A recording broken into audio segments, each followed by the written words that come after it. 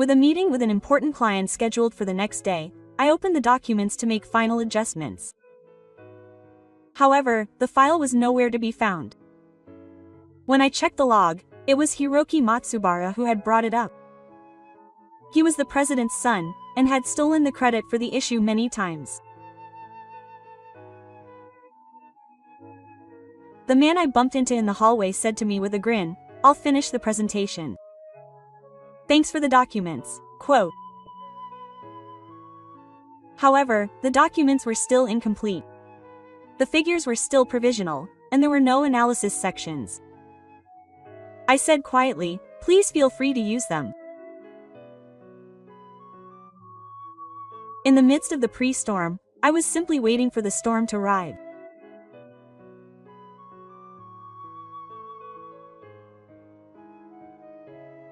My name is Ryosuke Misato.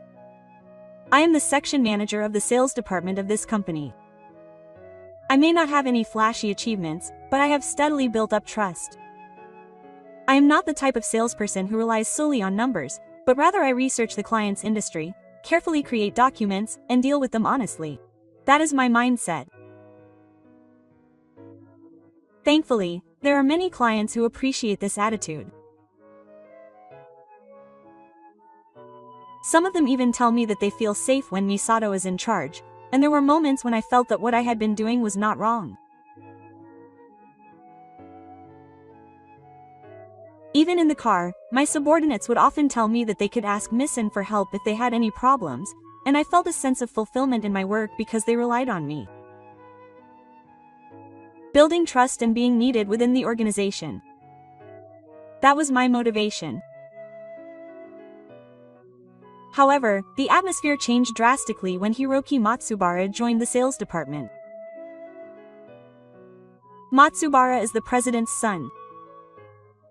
He is much younger than me and has little work experience. He gets nervous and stumbles over words during negotiations, and his basic business manners are questionable. What kind of man was it that assigned him to the sales department? Naturally, he has no sales skills, but his pride is high and he doesn't listen to the advice of those around him. And the worst part was that instead of achieving results himself, he resorted to stealing the results of others. At first, he would just copy meeting materials without permission and take them with him. But it gradually escalated, and he even used the entire presentation materials I had created to secure a contract with a major company. His evaluation went up because of his achievements, and the president was dissatisfied. However, for me, who knew the truth, it was an event that left me with nothing but regret. However, if I spoke up, there was also the risk that he would be perceived as jealous. The other party was the president's son. In my position, any rash action could backfire. Above all, I thought I was doing it for the company. I spent my days enduring the unreasonableness, thinking that if I just endured it, everything would be fine, but one day, something happened that made my patience reach its limit. It was an important deal with a major company that I had been working on for several months. The person in charge was a phantom and sensitive to even the smallest figures in the documents. If this presentation was successful, the company could expect to receive contracts worth tens of millions of yen per year. It was also a project that I personally could not miss. That's why I put special effort into creating the documents. The figures were still provisional and the explanation part was still in progress, but I had intended to complete them the day before. However, the documents had disappeared. When I checked the logs, it was once again Matsubara Hiroki who had taken them. He had taken the data I had been working on from the car as if it were natural. The anger that I had been suppressing for a long time was quietly beginning to burn inside me. At the same time, a certain determination was also growing. This time, I couldn't let that man's actions go unnoticed. I worked until late at night to make the final adjustments to the documents for the presentation the next day. It was just one step away from being complete, but the numbers were still provisional. The empirical analysis part was also untouched, and the whole thing was incomplete. However, I noticed something strange as soon as I got to work the next morning. The file I had saved the night before couldn't be found no matter where I looked. For a moment I thought it was a saving error, but when I checked the logs in the car just to be sure, I quickly discovered the reason. Matsubara Hiroki's name was clearly in the final editing log of the document and the history of files taken outside as is. Here we go again. Anger and exasperation welled up inside me at the same time, but I suppressed my emotions and headed to the floor. As luck would have it, I passed Matsubara in the hallway. He didn't look discouraged at all, and instead approached me with a slight smile on his face. "Good morning, Missin. That document was pretty good. It didn't need any revisions. Did you use it without permission?" "Huh? What are you talking about? I didn't do anything like that," I quietly told Matsubara, who pretended to be ignorant. My name was in the logs in the car late last night, including the download history. Matsubara's expression changed for a moment, but only for a moment. "Ah, I see. It broke, huh? Well, it's okay, right? I'm the president's son, after all." Saying that, Matsubara calmly relieved his shoulders. "Now, you just have to keep quiet and make the materials. Don't think about unnecessary things. You'll never get promoted anyway. Working behind the scenes is what suits you best." And before I could say anything, he continued, almost as if he was spitting it out. "I'll go give the presentation. I wonder if we'll get another big contract. Thanks for always making the materials, Mi-san." After saying that, he walked away down the hallway without even looking at me.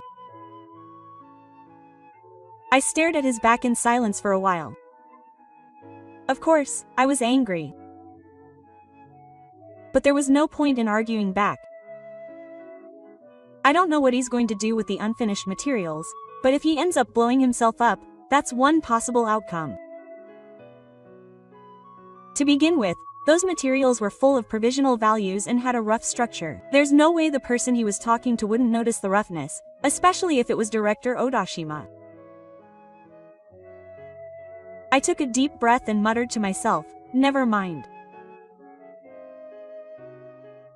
No need to interfere. It's not my turn anymore." Quote. I silently returned to my desk and began opening another document. I made backup preparations in case anything happens in the future. That's my job. And a few hours later, Matsubara Hiroki headed to a presentation with an important client, carrying the unfinished document. I watched him get into the vehicle with a trembling face, silently watching him go. No words were needed for a man who threw himself into the center of the storm. The next day, Matsubara went to a conference room with a major client, carrying the unfinished document. The person in question was Odajima, the sales manager. He was known in the industry for being strict about details, and no amount of deception would work on him. Even so, Matsubara entered the conference room, looking as trembling as ever, and proudly spread out the document. He must have been confident of success without any basis for it. "Thank you for taking the time to talk with me today. I will now explain the contents of this terms proposal." Matsubara began his presentation with these words, but things started to look suspicious from the start. Odajima immediately reacted to the displayed sales graph. "It looks like this year-on-year ratio calculation doesn't match. Maybe there's a slight discrepancy in the decimal places. Odajima sighed in response to the vague answer.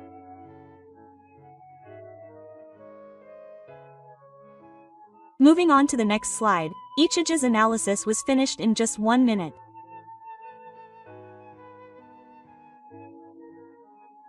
It said that sales are expected to grow proportionally as the industry grows, but on what basis was he saying that? That's the general feeling in the industry, so it sounded more like a refuge than an answer to a question. From then on, with each slide, the presentation continued with poorly founded materials and vague explanations, and the atmosphere of the presentation grew noticeably colder. Then, at one point, Odajima unexpectedly asked a question. By the way, isn't Mikami here today? Huh? Oh, Mikami is a bit different, so I'll be handling things alone today. I see. His expression showed that he was not completely convinced. However, Matsubara tried to force the conversation to move forward, and made a famous remark. The new system will be equipped with a new automatic inventory linkage function as standard. At that moment, Odajima's expression changed. It's standard. It shouldn't have been mentioned in the previous user manual, but it will affect delivery times. That's probably an addition, or rather, part of improving the service.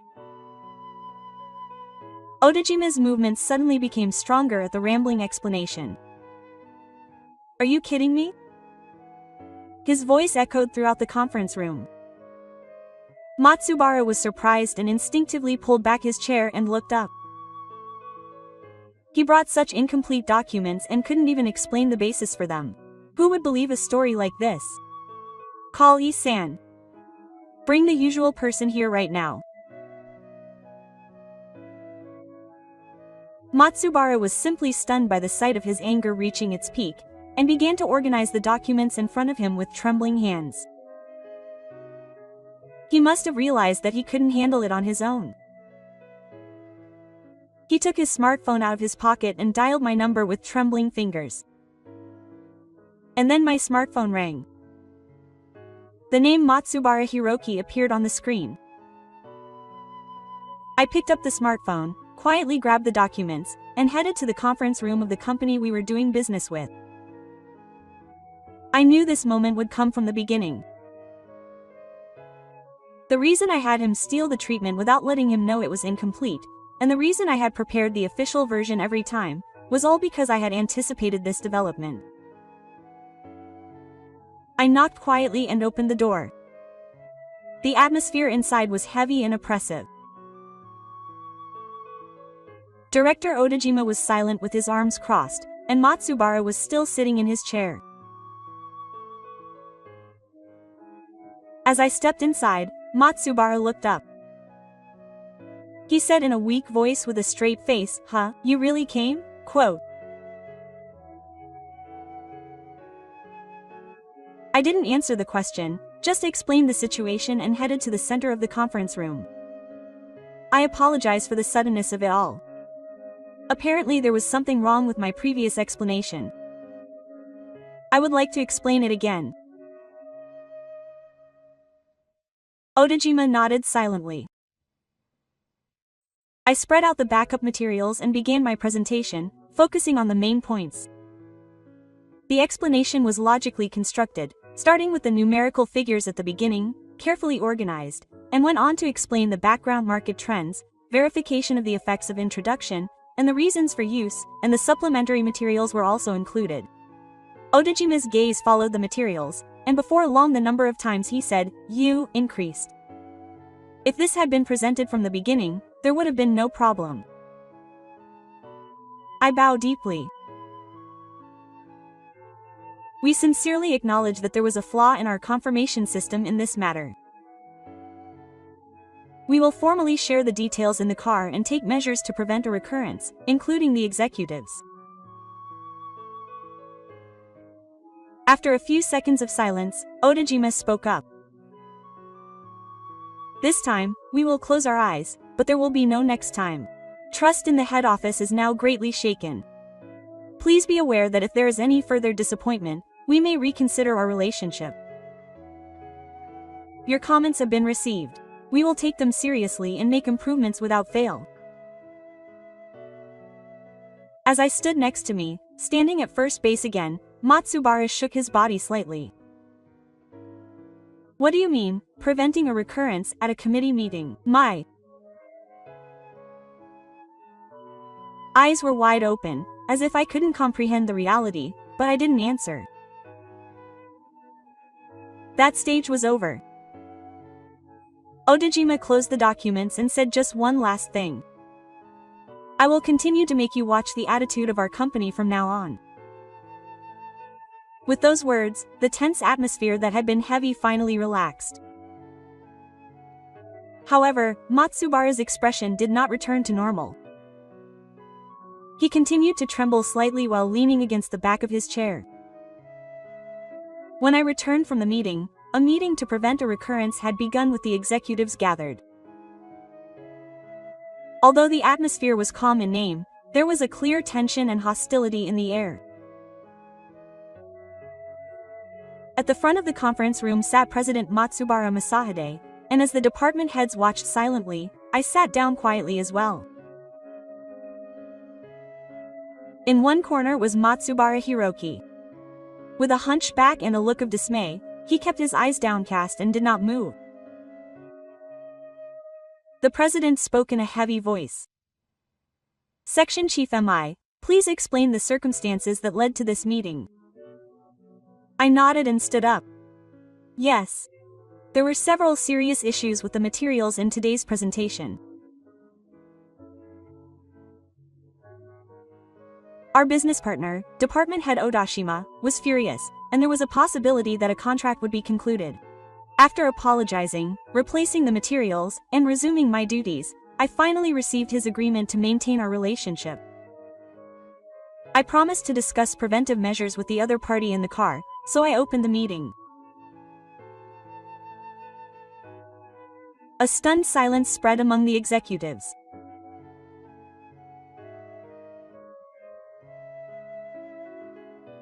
The atmosphere became even more tense when the president called out his son's name. Did you really take such an unfinished document? His words were a mixture of disbelief and clarity.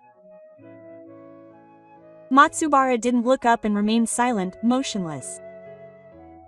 His trembling fingers were clenched in his lap. It's A's. Explain. If Section Chief 3 hadn't rushed over, we would have completely lost the trust of a major company. Do you understand what that means? The president's voice was laced with irritation. Still, Matsubara remained silent. I looked at the president and bowed quietly. If he won't explain himself, I'll do it myself. Yes, please. The materials used in this presentation were those I was editing on the server in my car. The data and structure were all provisional and not yet ready to be submitted.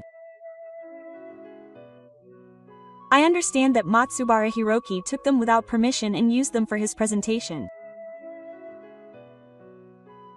The conference room was noisy. A commotion ran through the executives, and there was the sound of chairs being pulled back and someone gasping. And then the president's expression changed.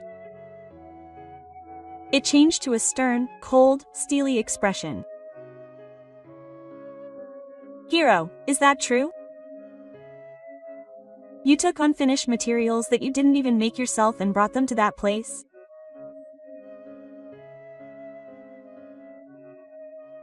The words sounded like a question and an ultimatum at the same time. But Matsubara didn't answer. Or rather, he couldn't answer. He just shivered, hunched over. But I had no intention of backing down. I spoke calmly and clearly. This wasn't the first time this had happened. Hiroki's unauthorized use of documents had been confirmed multiple times in the car. The logs had been obtained, and similar reports of damage had been received from several employees in the sales department. The conference room was noisy. Hiroki raised his head in the middle of it. There was no way there was any evidence. I took out the documents I had put together in advance from the envelope and placed them in the center of the desk. This is the server access log. The dates of file viewing, downloading, and printing are all recorded under Hiroki's ID. The documents were used without permission again.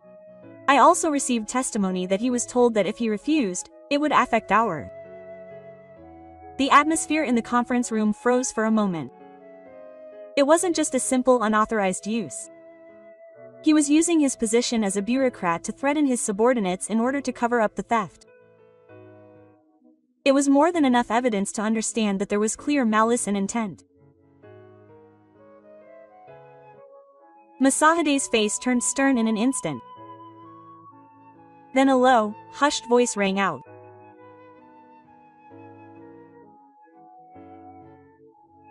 Were you using your position as his son to threaten the employees so that the theft of documents would not be discovered? His words were not only filled with the anger of a president, but also with the despair of a father.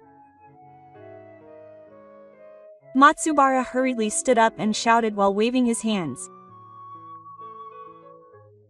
No, I didn't threaten you. I just nudged you a little.